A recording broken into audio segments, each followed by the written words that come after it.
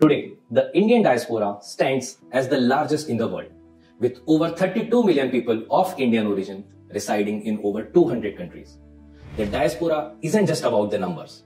It reflects the centuries of migration, resilience, and contribution across the diverse fields globally. The legacy of Indian diaspora is not just about the story of migration, but the testament to the enduring spirit of cultural and economic contribution. In this discussion, we are going to explore what is diaspora, the factors responsible for the migration across the globe, the historical evolution of diaspora, their socio-economic impact, the challenges faced by Indian diaspora, and what is the future potential. Hello everyone, I am Vishal Salsekar, Faculty of International Relations at Vision IAS, and I am going to discuss the topic of diaspora in detail. Let's first start with very basic aspect. What is diaspora? So diaspora broadly refers to the individuals who are connected by the common origin or culture, but residing outside their homelands for various reasons. In the Indian context, the diaspora includes the individual who trace their origin or roots to India or are Indian citizen living abroad either temporarily or permanently. The simple example includes, suppose Indian people residing in any other country, for example UK, Canada, US, Malaysia. These are considered as diaspora. Now we have to here understand that why people of one country are living or moving to other country that contributes to diaspora.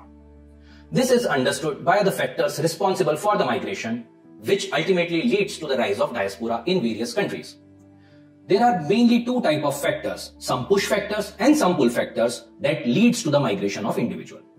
The push factors of migration includes, first, the economic issue in the country of origin, which includes maybe the lack of employment, maybe high inflation that lead to the migration of individual to other countries. Secondly, the social discrimination, which includes the unequal treatment of people, the discrimination based on race, ethnicity, religion, gender, etc. The third is the persecution of the people in the country of their origin, like Rohingyas we have seen, due to war, like the terror activities, religious violences, etc. Further, there are certain kind of push factors also. These includes the issues like environmental issues, floods, earthquake, volcanism, droughts. Similarly, there are some pull factors which leads to the rise of diaspora. These are, for example, there are certain kind of better economic opportunity, the job prospects, the standards of living in the host country. Secondly, the values like tolerance, political freedom, these are respected in those kind of countries where people are moving. Similarly, other reasons includes the better amenities, services like health, maybe education, contributes to the other pull factor. Both type of factors along with the rise of globalization, technological advancement, etc. contributes to the rise of diaspora in these countries. Now, having understood the reasons for rise of diaspora in general, we need to a bit dig deeper into the Indian historical evolution regarding the diaspora. The historical evolution of Indian diaspora can be divided into four major waves. The first wave is of people's movement in the pre-colonial time period. Since the ancient time period, we have seen a lot of individuals of India moving to abroad. For example, there were traders, there were monks, there were teachers who moved to the distant lands, mainly in East Asia, Southeast Asia, Central Asia, and West Asia. Now, the arrival of colonial power also led to the second wave of diaspora, which included the movement of indentured labor and specifically the migration of them. These includes the 19th century migration under the British and other colonial rule to the countries like Caribbean countries, Fiji, Africa, etc. for fulfilling their labor requirement. Now, the third wave of diaspora includes the post-independent migration. Initially, it was the people in the form of refugees and people from the areas of conflict. Further later, there was shift towards the skilled migration post-1947, especially to the countries like Gulf countries, the countries later US, UK, Canada. This gave to the emergence of rise of professionals, particularly in medicine, engineering, IT, from Indian origin to these countries. Now, as fourth wave is there has been rise of twice migration, which means that Indian people or the labor which was already residing in abroad is now moving to the better countries, for example, maybe the Europe. Further, in the recent economic migration, this pattern is driven by India's growing global integration. Having understood the factors that led to the rise of migration of the people, leading to the formation of rich diaspora, let's understand the contribution of Indian diaspora. Talking about the socio-economic contribution of diaspora, the first and foremost is the economic contribution. There have been massive contribution in terms of the remittances that they are sending back to India. over a period of time, we have seen that there is a rise of remittances, and roughly every year more than $100 billion that have been sent back to India as per the World Bank data of 2023. These remittances even help in poverty reduction and even the development of India. It has been observed that the Indian diaspora also facilitates the better trade relation between India and the host country. The simple reason for this is we all know that if the people are residing abroad, the demand for Indian product is obviously going to get risen. Further, the diaspora also helping boosting the investment into India, particularly in the sectors like the real estate and the technology. Now, when there are skilled diaspora, they also contribute to the transfer of knowledge and the expertise back to India. For example, this supports the innovation and the technological advancement. The next important significance is the socio-cultural significance. In socio-cultural aspect, the diaspora helps in preserving the rich cultural traditions, languages, cuisines, music, cinema, and whatnot. We generally see the footages where the festivals of Diwali and other festivals are being celebrated, even by the head of states of many countries like US, UK, etc. Last but not the least is the political and the diplomatic significance of diaspora. Because over a period of time, we have seen the influential figures of Indian origin is rising in the global polity. Yes, you are correct that we have seen the rise of Kamala Harris in the US polity, Rishi Sunak in the UK polity. Even in the recently concluded US House of Representatives elections, we have seen 6 out of 9 Indian Americans who secured their victories, and this shows the importance of Indian diaspora. Further, the Indian diaspora also helps in bridging the gap between India and the other countries by acting as an informal ambassador of India in that particular country. They also help in building the mutual trust. Despite these significance, now we have to understand that the growth of diaspora also leads to certain kind of challenges. These challenges can be understood in the form of series of concentric circles. So at the center of this circle is the individual who is moving to that particular country. That person also faces the issues like sense of separation from the family, loss of identity. The next circle in this particular diagram is the family, because family faces the issues like the disruption of family, because the sole earning member of that particular family is now migrating. This causes the psychological challenge and increasing vulnerability of the family.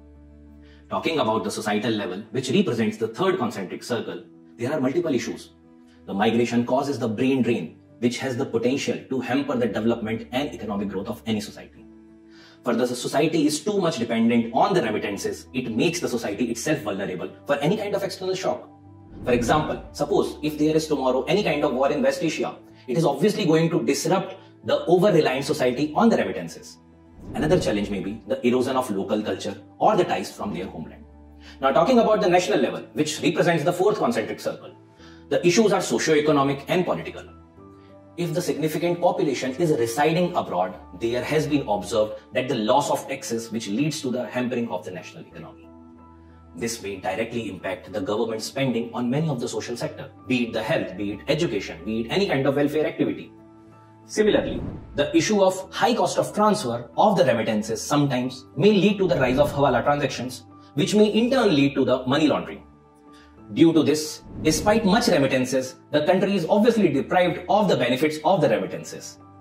Now, we need to understand here that it is always not the source country that faces certain kind of issues because of migration, but even the host country, which is having the diaspora of any other country, also suffers sometimes. For the host country, the first issue is the resource strain. Obviously, every country has limited resources. The rise of diaspora of any other country may lead to the more competition for the limited resources, and obviously that may lead to certain kind of tussle. Another issue may be the cultural conflict that sometimes leads to the discrimination and prejudices of the members of diaspora. This has the potential to even disrupt the bilateral relations between the countries. Connected to this is the security concern also, because host countries sometimes have the apprehension regarding the rise of extremists and the social unrest because of the diaspora. It has been observed that the fundamentalistic tendencies and incidences are rising and that are causing issues with respect to the diaspora. Lastly, the local politics of the host country also sees sometimes the jingoistic tendencies. This leads to the issues with respect to diaspora. However, the government of India has taken a lot of initiatives to connect with diaspora to address the kind of challenges they are facing. In 2016, the Ministry of Overseas Indian Affairs were merged with the Ministry of External Affairs to ensure a better coordination and bringing diaspora close to India. Further, there has been establishment of Pravasi Bharatiya Kendra to New Delhi, which serves as a hub for building sustainable and mutually beneficial relationships with diaspora. to encourage philanthropy also and investment also from overseas to India, there has been development of the Foundation of Overseas Indians, IDFOS, was set up to channel the contributions of the diaspora to the developmental projects in India. The Overseas Citizenship of India schemes introduced through the Citizenship Amendment Act of 2005 that provides the lifelong visa privileges to the person of Indian origin to further strengthen their connection with India, which is their home country. Several welfare measures are also in place to support the Indians living abroad. These includes the national pension schemes for NRIs, the scholarships for their children of the diaspora, the Indian Community Welfare Fund, the cultural initiatives such as the Know India program and Pravasi Tirth Darshan Yojana helps the younger generation of the diaspora to connect with the heritage and the rich cultural aspects of India. The government has also launched a lot of programs to harness the knowledge and expertise of diaspora. The schemes like Gyan, which is Global Initiative of Academic Networks, Vaibhav Summit, the Prabhas to promote the academic and scientific collaboration with the diaspora. The Visiting Advanced Joint Research Vajra scheme, which is the faculty scheme, and the Study India program encourage the intellectual exchange and deepen the educational ties with the diaspora. To honor the achievements and the contribution of overseas Indians, the government organized the Pravasi Bharatiya Divas after every 2 years on January 9, along with the regional events to celebrate the contributions of diaspora. These events celebrate the role of diaspora in India's development. Additionally, the prestigious Pravasi Bharatiya Samman Award presented by President of India also recognizes the outstanding contributions by NRIs, PIOs, and the organizations abroad. By addressing these kind of challenges like the legal issues, economic concern, the socio-welfare needs of the diaspora, and by fostering the partnership with the host country, the government aims to strengthen their relationships with Indian diaspora and make them active partners in the India's growth story. So in this particular topic, students, we have seen holistically regarding the diaspora, the legacy of Indian diaspora, the challenges faced by them, and the solutions provided by Government of India with respect to the diaspora. Through this particular topic, you can prepare certain kind of notes with respect to the diaspora topic. And obviously, this is a very important topic considering the recent US elections of the President of United States of America. Now, with such interesting kind of topics, we'll meet every week in order to address the kind of concern with respect to the current affairs related topic that you are facing with respect to your preparation.